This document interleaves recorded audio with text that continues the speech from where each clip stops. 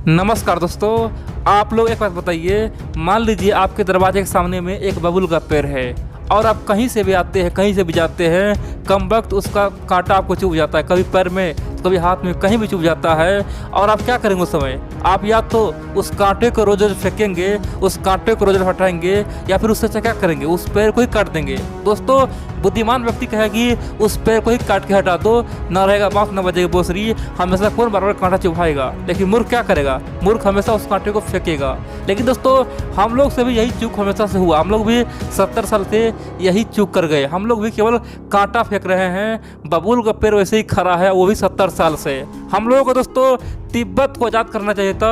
जैसे ही तिब्बत आज़ाद होता, ऑटोमेटिक खासतौर पे सिक्किम का जो झगड़ा है, ऑटोमेटिक अरुणाचल का झगड़ा, ऑटोमेटिक लद्दाख का झगड़ा, ऑटोमेटिक जो अक्साई चीन है, दोस्तों सब कुछ खत्म हो जाता, सब भारत के अंदर आ जाता। और बड़ी बात तो यह है कि तिब्बत आज़ाद हो जाता और कहीं भी कोई समस्या होता ही नहीं। लेकिन हम लोग वही गलती कर रहे हैं। 70 साल से अपना ऊर्जा खर्चा कर रहे हैं, अपना एनर्जी के साथ साथ पैसा भी खर्चा कर रहे हैं और चीन के खासतौर पे एग्रेशन का सामना कर रहे हैं। चीन हमको आंख दिखाता है और हम सह भी रहे हैं। दोस्तों, हम लोगों के हाथ में बहुत अच्छा मौका है। जिस प्रकार से हम लोगों ने पाकिस्तान से बांग्लादेश को अलग किया था, क्यों किए थे? हम लोग परेशान हो गए थे।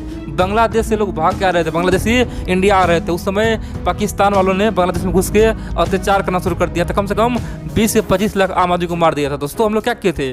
बांग्लादेश को अलग कर दिए थे। उसी प्रकार अब समय आ चुका है, अब आखिरी समय है। तिब्बत को भी आज़ाद करना ही होगा, नहीं तो ये हमेशा हम लोग को सहना होगा, हमेशा चीन का सामना करना होगा। हमेशा हम लोग दोस्तों शांति से नहीं रह पाएंगे, हम लोग शांति से चाह के भी नहीं रह पाएंगे।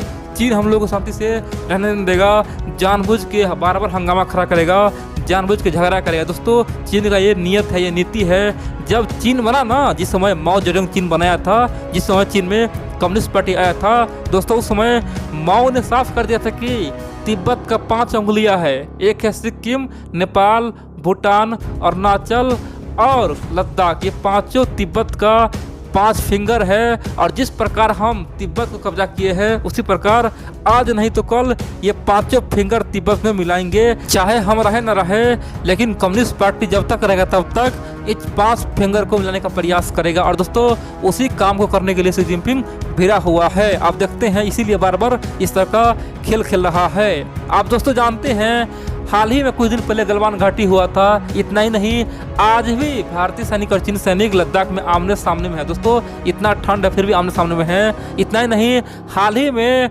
चीन के सैनिक दोस्तों भारतीय सीमा में पकड़ा गया। चीन के सैनिक भारतीय सीमा में पकड़ा गया और बोला कि हम तो धोखा से आ गए, हम तो यहाँ पे भूल से आ गए, मुझे माफ़ कर दो, मौसम खराब था। दोस्तों, लगातार चीन का 2 बार सैनिक है, आज से 4 महीना पहले भी आया था दोस्तों, और साथ ही एक सैनिक हाल ही में पकड़ा गया। दोस्तों, कह सकते हैं कि ये चीन का चाल है। बड़ी बात तो यह है कि चीन बार बार खुफिया जानकारी ले रहा है, अपने सैनिक को भेज रहा है और बोल रहा है कि भारत में हम धोखा से आ गए हैं, और हम लोग उसे आराम से सौंप देते हैं, बोलते हैं ले जाओ, कोई बात नहीं है, तुम धोखा से आए हो। इतना ही नहीं दोस्तों, हाल ही में आप जानते हैं अरुणाचल में एक बहुत ही रिपोर्ट खुलासा हुआ।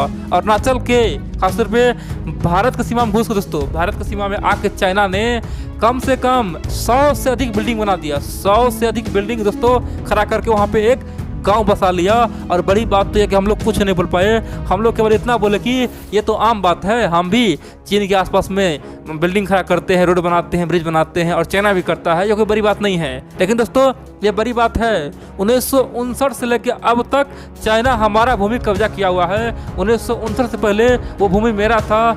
जिस जमीन पे चाइना ने आज बिल्डिंग खड़ा किया है, चाइना ने गांव बनाया, कह सकते हैं कि 1959 से पहले वो मेरा था। कम से कम हम लोग चाहते तो चीन को औकात दिखा सकते थे, चीन को अलग तरह कर सकते थे, चीन को वार्निंग दे सकते थे।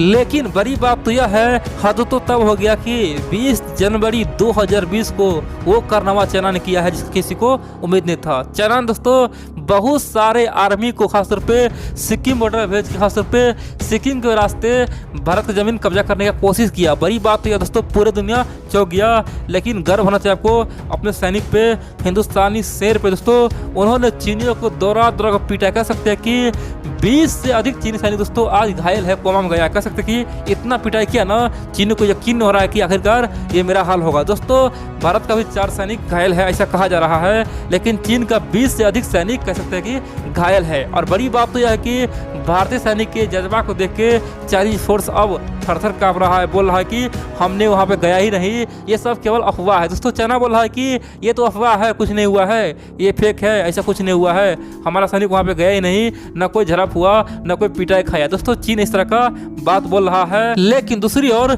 भारत के शेर और भारत के जाबाज सिपाही ने ये बोला है कि सिक्किम में जो हुआ है वो सच्चाई है, लेकिन ये कोई बहुत बड़ी घटना नहीं है, ये छोटी मोटी घटना है। दोस्तों साफ तौर पर चीन को भयंकर बेइज्जती कर दिया, बोल दिया है कि कोई भी मीडिया उस पर कुछ बयान छापे, ये कोई बड़ी बात नहीं है, हमारे लिए आम बात है, चीनियों को ठोकना कोई बड़ी बात नहीं है, जब भी आता भी हम उसे पीट देते हैं, ये कोई बड़ी बात नहीं है, इस पर कोई बहुत बड़ा खबर नहीं बनना चाहिए, क्योंकि ये तो हुआ है और चीन को जबरदस्त तरीका से खासर पे ठुकाया हुआ है, इसीलिए आप लोग इसे बढ़ा चढ़ा के ना ले गए। दोस्तों भारतीय शेर ने साफ कर दिया है कि चीन का ये आमतौर पे मार खाने का आदत पड़ गया है, इसमें कोई बड़ी बात तो है ही नहीं, हम हमेशा चीन को पीटते हैं, चाहे सिक्किम में आ जाए या लद्दाख में आ जाए। अब दोस्तों आप पूछेंगे आखिरकार चाइना बार बार ये हरकत कर क्यों रहा है, क्या कारण है जो लगातार अपना हरकत कर रहा है और भारत को परेशान कर रहा है। देखिए दोस्तों उसका मुख्यतः 2-3 कारण है। पहला कारण तो यह है कि जिस समय से खासतौर पे पिछले 9-10 महीना से लद्दाख में भारतीय सैनिक और चीन सैनिक आमने सामने में हैं, दोस्तों चीन को यह उम्मीद था ही नहीं, चीन कभी सोच ही नहीं सकता है कि भारत इतना बड़ा एक्शन ले लेगा और अब तक चीनी सैनिक का मुकाबला करेगा, चीनी सैनिक को औकात दिखाएगा। इतना ठंड में भी चीनी सैनिक भाग रहा है, लेकिन भारतीय सैनिक दोस्तों वहाँ पे अड़ा हुआ है, लद्दाख में बिल्कुल ही अड़ा हुआ है, गलवान घाटी के पास दोस्तों बिल्कुल ही वहाँ पे अड़ा हुआ है। कह सकते हैं कि चीनी को और चीन सरकार को उम्मीद नहीं था कि इतना बड़ा भारत एक्शन ले सकता है, लेकिन दोस्तों ऐसा हुआ, इसीलिए चीन पिनका हुआ है, चीन पूरी तरह से फ्रस्ट्रेशन में है, गुस्से से लाल है।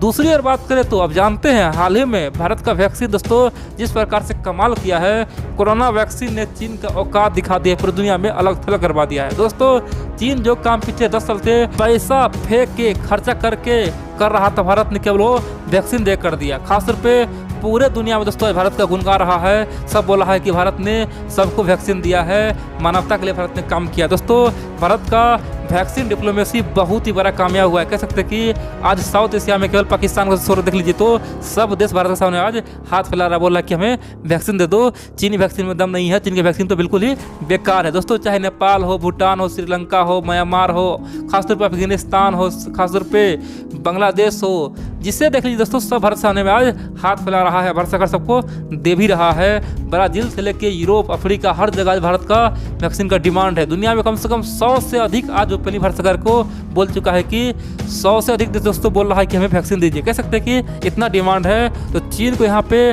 बहुत ज़्यादा दुख पहुँचा है, बहुत ही चीन गुस्से में लाल है और इसीलिए भारत को इस तरह का दबाव बनाने के लिए, भारत को उलझाने के लिए सिक्किम में अपना सेना भेजा।